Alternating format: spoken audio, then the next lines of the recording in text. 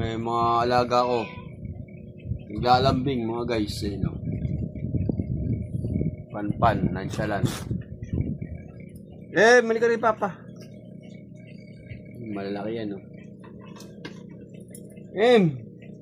Ka na. Ito kay papa. Ka na. Malaking pusa mga guys. Ayun, no?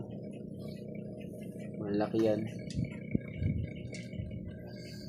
Pagod sa trabaho, stress ayun, no?